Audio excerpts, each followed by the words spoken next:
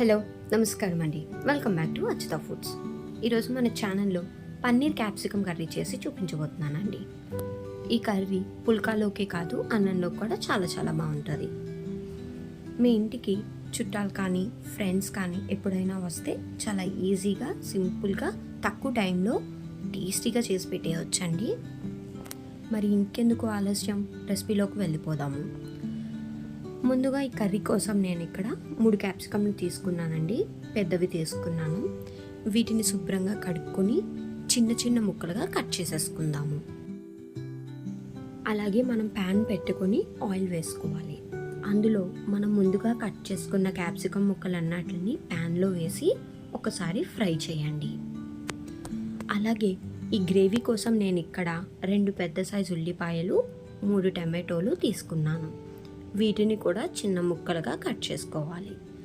మరీ చిన్న ముక్కలుగా అక్కర్లేదండి, ఎందుకంటే మనం తర్వాత మిక్సీ పట్టి ప్యూరీలా చేసుకుంటాం కాబట్టి నార్మల్గానే కొంచెం పెద్దగా కట్ చేసుకున్నా పర్వాలేదు. మీకు ఒకవేళ ప్యూరీలా నచ్చకపోయినట్లయితే మీరు నార్మల్గానే వీటిని చిన్న ముక్కలుగా కట్ చేసుకొని నార్మల్గా వేపేసుకోవచ్చండి. అలా కూడా చాలా బాగుంటుంది. ఇప్పుడు మధ్యలో మన క్యాప్సికమ్ ముక్కల్ని అప్పుడప్పుడు కలుపుతూ ఉండండి, లేకపోతే అడుగు అంటుపోతుంది. తరువాత ఇక్కడ నేను ఆల్రెడీ కట్ చేసుకున్న ఉల్లిపాయల్ని, టమాటాలని మిక్సీ జార్లో వేసి ప్యూరీ కింద చేసుకుంటున్నాను. చూడండి, చాలా మెత్తగా ప్యూరీ నాకు తయారైపోయింది. అలాగే చిన్నగా పచ్చిమిరపకాయల్ని కూడా కట్ చేసుకొని క్యాప్సికమ్ ముక్కల్లో వేసేసుకోవాలండి. పచ్చిమిరపకాయలు ఈ స్టేజ్లో వేస్తేనే బాగుంటుందండి, ముందుగా వేస్తే అంత టేస్ట్ బాగోదు. అలాగే క్యాప్సికమ్ ముక్కలు వేగిన తర్వాత ఇందులో మనం ఆల్రెడీ గ్రైండ్ చేసి పెట్టుకున్న ఆనియన్ టొమాటో పేస్ట్ వేసేసుకొని ఒక్కసారి మొత్తం అంతా కలిసేలాగా వీటిని కలుపుకోవాలి. చూడండి, మొత్తం అంతా బాగా కలిసిపోయింది.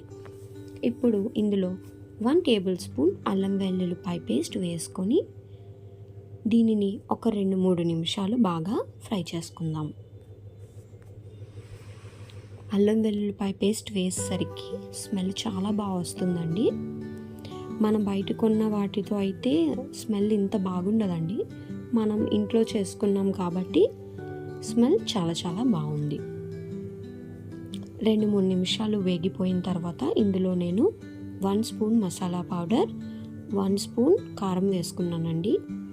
సాల్టు, అలాగే కొంచెం షుగర్ కూడా వేసుకున్నాను.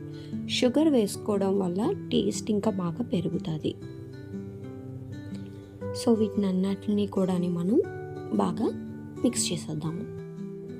ఇప్పుడు దీనిని కొంచెం సేపు వేగనిద్దాము. చూడండి, బాగా వేగింది. ఈ నూనె ఇలా పైకి తేలినట్లయితే మొత్తం అంతా బాగా వేగిపోయిందని అర్థం.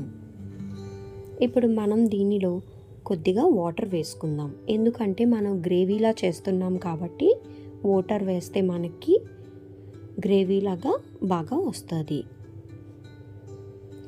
ఇలా వాటర్ వేసుకున్న తర్వాత మనం ఒక 5 నిమిషాలు కుక్ చేసుకుందామండి, లో ఫ్లేమ్లో. ఇది కుక్ అయ్యే లోపల మనం పన్నీర్ కట్ చేసేసుకుందామండి. ఇక్కడ నేను హెరిటేజ్ ఫ్రెష్ పన్నీర్ వాడుతున్నాను. మీరు ఒకవేళ ఇంట్లో ప్రిపేర్ చేసుకుంటే దానిని కూడా మీరు ఉపయోగించవచ్చు.